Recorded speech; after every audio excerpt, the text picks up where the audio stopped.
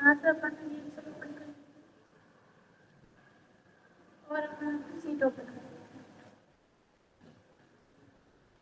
Data tab में पिछली class में हमने आपको connections, short and filter groups यहाँ तक बता दिया और टेक्स्ट टू कॉलम भी बता दिया था। ठीक है, यहाँ तक आ गया, कोई डाउट नहीं है। अब अपन चलते हैं आगे। अगला है नेक्स्ट ऑप्शन आपको मिलता है यहाँ पर फ्लैश फिल। ठीक है, इसका क्या यूज है? जैसे कि हमने यहाँ पर लिखा नेम और यहाँ पर लिखा हमने उसमें जैसे फर्स्ट नेम लिख लिया हमने।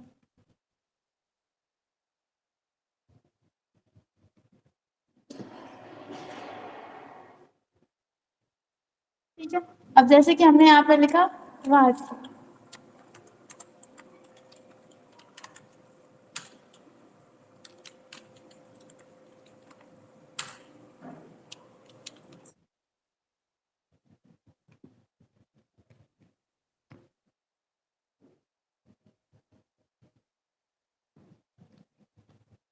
इस तरह से हमने ये नाम लिख लिया। हम इनको थोड़ा सा,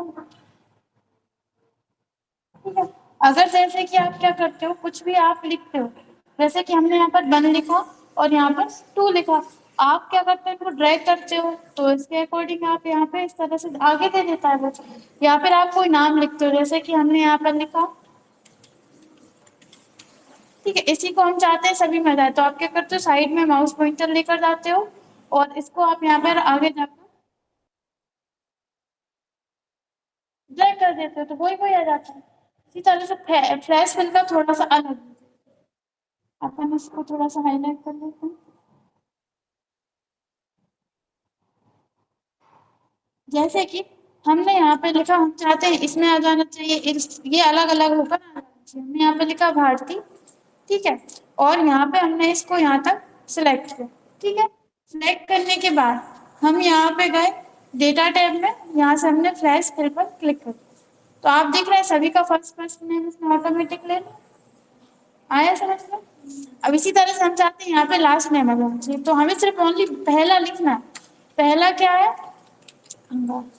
ठीक है, अपन ने यहाँ से सिलेक्ट किया और कहाँ तक है उतनी जगह सिलेक्ट, यहाँ से फ्लैश फिल पर क्लिक करते हैं। देखिए सभी का ले लिया उसने, लेकिन इसमें आपको एक चीज का ध्यान रखना, बीच में कोई सेल खाली नहीं होना चाहिए और जस्ट इसी के सामने वाली सेल पर क्लिक होना चाहिए। ठीक है, इसके अलावा जैसे कि और भी अलग अलग चीजों में आप इसका यूज कर सकते हैं, जैसे कि हम और किसमें बता सकते हैं आपको, रुकिए हम अभी बताते हैं। आया इतना समझ में? इसका क्या यूज है, आप कोई भी चीज फिल करना चाहते हैं तब आप इस ऑप्शन का यूज कर सकते हैं। आप चाहते हो कि इसमें से हमें कोई चीज इस तरह से फिल करना है, बस आपको फर्स्ट वाली कंडीशन बतानी है, बाकी की वो क्या करता है खुद ही ले लेता है।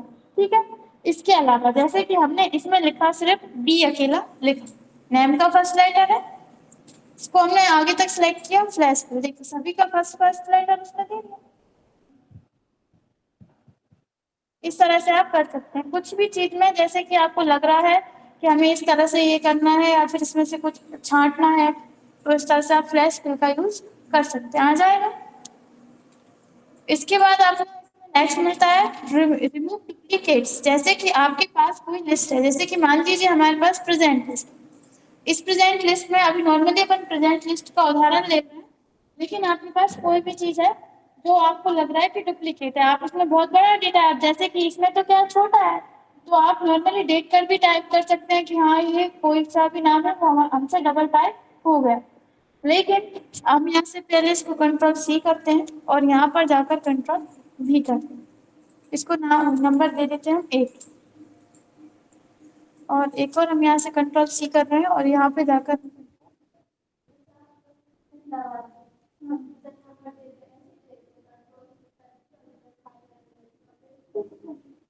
और नहीं तो फिर पूरा लिखते हैं, अगर ऐसे पहले किसी और नंबर पर है आपका तो वहां से कॉपी करेंगे, दूसरी जगह पर पेस्ट कर देंगे। लेकिन अगर आप पहली बार आए हो आप, तब आप क्या करेंगे, हम आपका पूरा पूछेंगे, इन्फॉर्मेशन पूछते हैं आप, तो फिर वो देख कॉपी कर देंगे।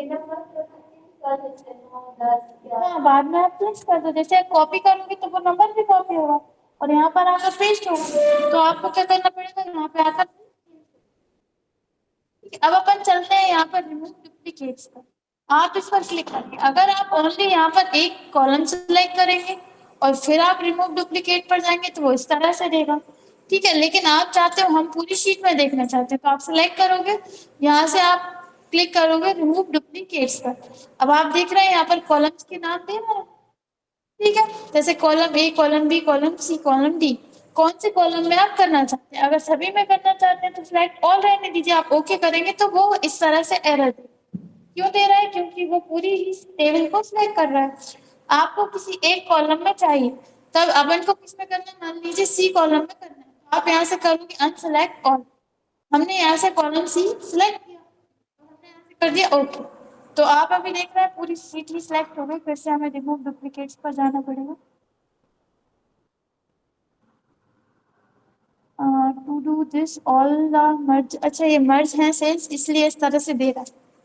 एक मिनट, अपन क्या करते हैं यहाँ से, ये कंट्रोल से हम इसको यहाँ से कॉपी करके यहाँ पर पेस्ट कर देते हैं और इसको यहाँ से डिलीट कर देते हैं, ठीक है। अब उसके अपने उसके अकॉर्डिंग ले लेगा वो। अपन यहाँ से टेबल सिर्फ इतनी ही सिलेक्ट कर रहे हैं, ठीक है। अब अपन रिमूव डुप्लीकेट्स में जा रहे हैं तो आप देख रहे हैं उसने ले लिया।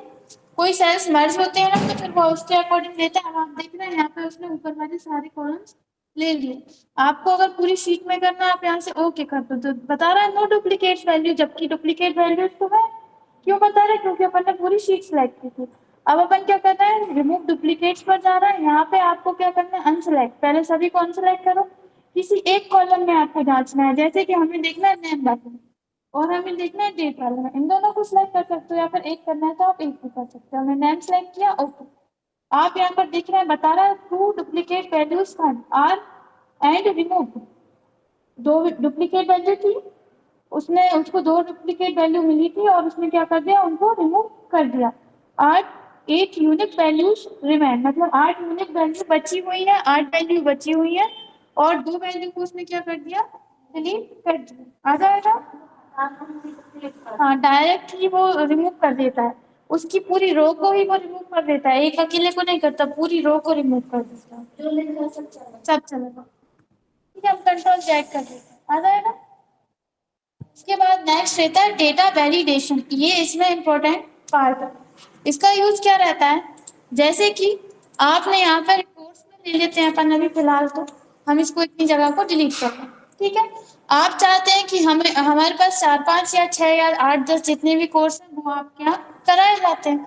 आप क्या चाहते हैं कि आपको ये बार बार टाइप ना करना पड़े, आप कोई ड्रॉप डाउन लिस्ट बना, तब आप उसके लिए क्या करोगे, डेटा वैलिडेशन का यूज करोगे। और आप अलग अलग तरीके से कर सकते हो। समझ में आ रहा है, इसका नाम से ही अपन को समझ में आ रहा है, डेटा वैलिडेशन। वैलिडेशन का मतलब क्या होता है, वैलिड, वैलिड मतलब क्या चीज इसमें वैलिड होनी चाहिए इन सेल में। तो आप ये मतलब दो तरीके से कर सकते हो। पहला तो आप इतनी जगह सिलेक्ट करो और आप यहाँ से जाओ डाटा वैलिडेशन। अभी यहाँ पर क्या सिलेक्ट है, एनी वैल्यू। आप यहाँ से सिलेक्ट करेंगे क्या, यहाँ से अपन सिलेक्ट कर लेते हैं लिस्ट, ठीक है। लिस्ट आप सिलेक्ट करेंगे तो यहाँ पर पूछ रहा है वो सोर्स, हम यहाँ पर लिख देते हैं DCA comma PGDC comma CPCT, और भी आपको जो भी देना, जैसे हमने दे दिया DEO, इतने दे दिए, 4 दे दी। अब हम ओके कर दें तो आप अभी यहाँ पे देखेंगे कि इस लिस्ट के अंदर एक ड्रॉप डाउन एरो टाइप का आएगा। अब आप इस एरो पर जब क्लिक करेंगे तो आप देख रहे हैं जो 4 अपन ने वहां पे दिए थे वो आपको यहाँ पे शो हो रहा है।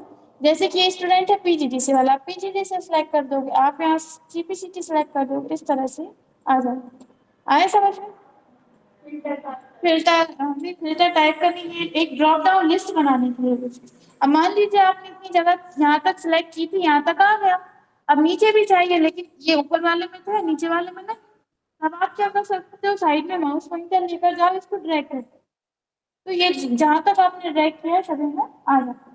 जैसे कि आप सेलेक्ट नहीं कर पाए जगह और आपने क्या किया, यहाँ से इस तरह से कर लिया, तब आप इसको क्या कर सकते हो, साइड में माउस पॉइंटर लेकर जाओ और उसको ड्रैग कर दो, आ जाएगा। अब आपको इसको हटाना है तो आप इसको क्या करेंगे, सिलेक्ट करेंगे, डेटा वैलिडेशन में जाएंगे, यहाँ से आपको ऑप्शन मिलता है क्लियर वैलिडेशन सर्कल, इस पर क्लिक कर देंगे, या फिर आप इसको यहाँ से सिलेक्ट कीजिए, यहाँ से आप जाएंगे डाटा वैलिडेशन में, इसको आप डिलीट कर